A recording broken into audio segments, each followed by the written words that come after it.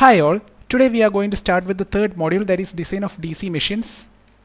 DC machines possess many economic and technological advantages due to which they are being used for wide ranges of applications involving both steady state conditions as well as transient conditions.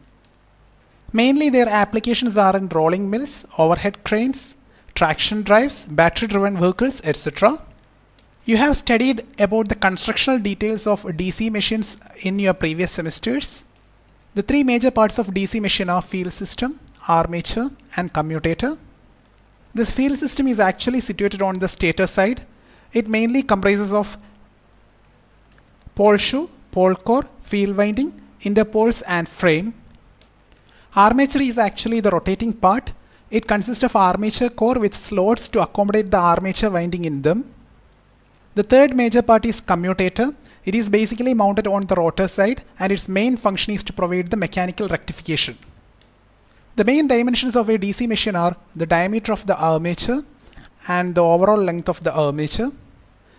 As the output of the DC machine increases, definitely the main dimensions of this machine also increases. You will get a clear understanding of it once after you obtain the derivation of output equation of DC machine. This diagram indicates the front sectional view of the DC machine and this one is representing the side sectional view of the DC machine. Before going straight to the output equation derivation of DC machine, we have to be familiarized with certain terms. Let's see what are those terms are. First you must know what are total loadings, then you must know specific loadings. Let's see this total loadings first. Total loadings are again classified into two, that is total magnetic loading and total electric loading. Total magnetic loading is defined as the total flux around the stator periphery at the air gap. As all of you very well know that the flux produced by each pole is indicated by phi, and let the total number of poles be indicated by P. Hence we can say the total magnetic loading, that is the total flux which is being produced by all the poles in the air gap, is P into phi. Similarly, total electric loading is defined as the total number of ampere conductors around the stator periphery. It is represented by the relation IZ into Z, where IZ is actually the current flowing through each conductor and the total number of conductors is indicated by Z. Therefore, this indicates the total number of ampere conductors around the stator periphery. Next is of specific loadings. It is also of two types, specific magnetic loading and specific electric loading. Specific magnetic loading is indicated as B average. It defines the average flux density over the air gap. In order to get the relation for B average, you have to divide the total magnetic loading with the area of flux path at the air gap. From this diagrams, it's clear that this portion is actually the air gap. In this diagram, you'll be able to see very clearly this is actually the air gap. This area of flux path at the air gap can be easily determined by finding the surface area of this armature. The surface area of the armature can be determined by pi d into L.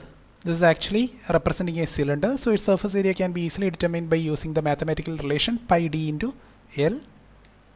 So to obtain the value of B average, you have to divide the total magnetic loading with the area of flux path at the air gap. The total magnetic loading is represented by P phi and the area of flux path at the air gap is pi d into L. In this relation, the pi d by P term can be indicated by tau. This is actually representing the pole pitch. Hence this relation can be modified into this form, that is phi divided by tau into L, where tau is representing the pole pitch. As you all know, the pole pitch is defined as the center to center distance between two adjacent poles. The next one is specific electric loading. It is usually indicated as small AC. It is defined as the total armature ampere conductors per meter of armature periphery. The relation for AC can be easily determined by dividing the total electric loading with the circumference on the rotor side, that is a circumference of armature. Hence the relation can be indicated as IZ into Z divided by pi d. You must by heart all these relations also, then only you will be able to solve the problems associated with it. The relation for total magnetic loading is P phi and the relation for total electric loading is IZ into Z. The relation for specific magnetic loading is P phi divided by pi dl, and the relation for specific electric loading, which is indicated as AC, is Iz into Z divided by pi d. Now let's see a numerical problem. The power rating of the machine is 400 kilowatt and its voltage rating is 500 volt, speed 450 rpm.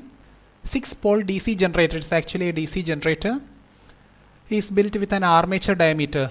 The value of capital D is given and core length, value of capital L, is also given. The machine is lap wound and it has total of 660 conductors. There is a value of Z is given as 660.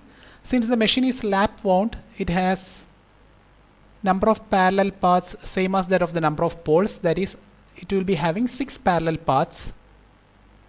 You are asked to find the specific electric loading and specific magnetic loading.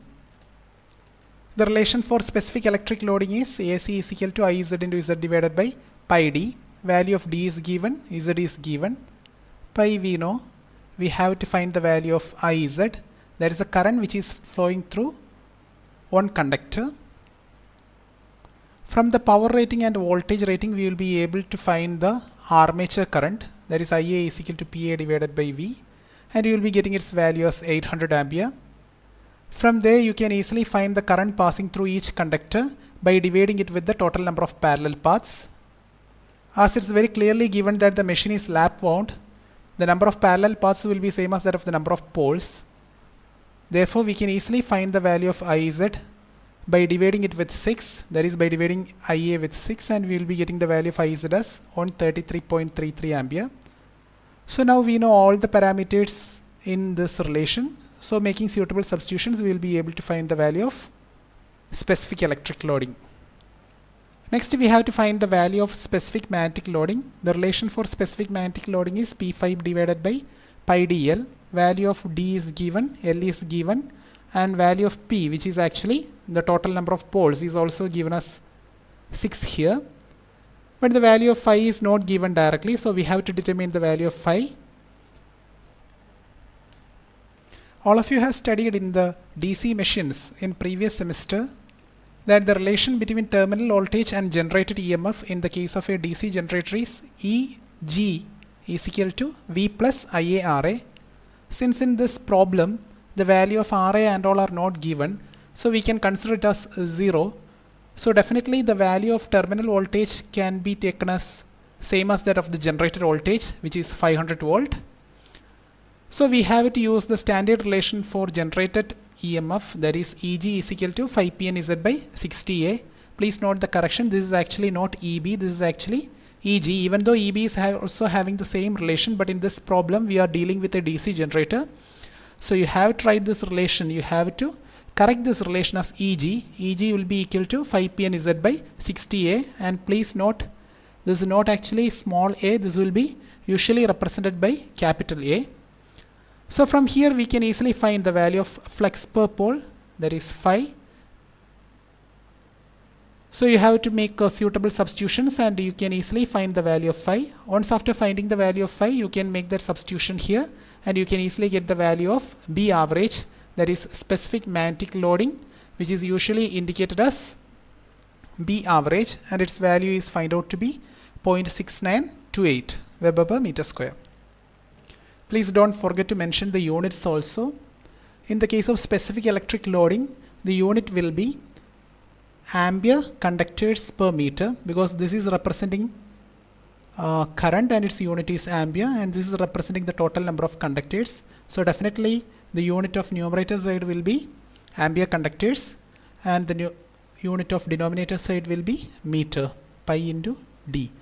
Similarly, in the case of a specific magnetic loading also, since we are representing specific magnetic loading as magnetic flux density, so definitely its unit will be Weber per meter square. Otherwise also we can say the unit of numerator is actually Weber and the unit of denominator will be a meter square. So we can write the unit of specific magnetic loading as Weber per meter square. Hopefully the concept of specific magnetic loading and specific electric loading is clear for you. We will see in detail in the factors affecting both this specific loadings in the upcoming video sessions. Now let's derive the relation for output equation in the case of a DC machine. Just like we have obtained the output equation of a transformer in the previous module, the output equation of DC machine can be expressed in terms of its main dimensions, specific magnetic loading, that is B average, specific electric loading, which is usually indicated as small ac, and speed of the machine. So we are going to obtain a relation which comprises of main dimensions, specific magnetic loading, specific electric loading, and speed of the machine, and this particular relation will be set as output equation of the DC machine. The power developed in the armature is indicated as PA. You know that in the case of generator, the power developed in the armature can be obtained by using the relation EG into IA. Since we are obtaining the relation in kilowatt, we will be multiplying it with 10 raised to minus 3 also. EG is indicated as E here, that is the generated EMF, and this is on armature current. So this EG relation you have studied in DC machines in the previous semester, that is EG is equal to 5P and Z by 60A. So instead of capital N by 60, we can write it as small n, which is actually the speed in RPS. You are quite familiar with this, the relation between small n and capital N.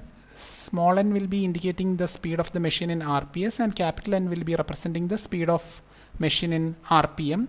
And the relation between small n and capital N is small n is equal to capital N by 60.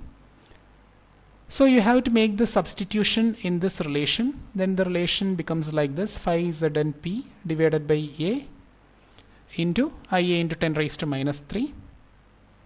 You can club this P phi and IA Z by A. IA by A can be represented by IZ, which is actually the current per conductor or current flowing through single conductor. Finally, the relation gets modified into this form.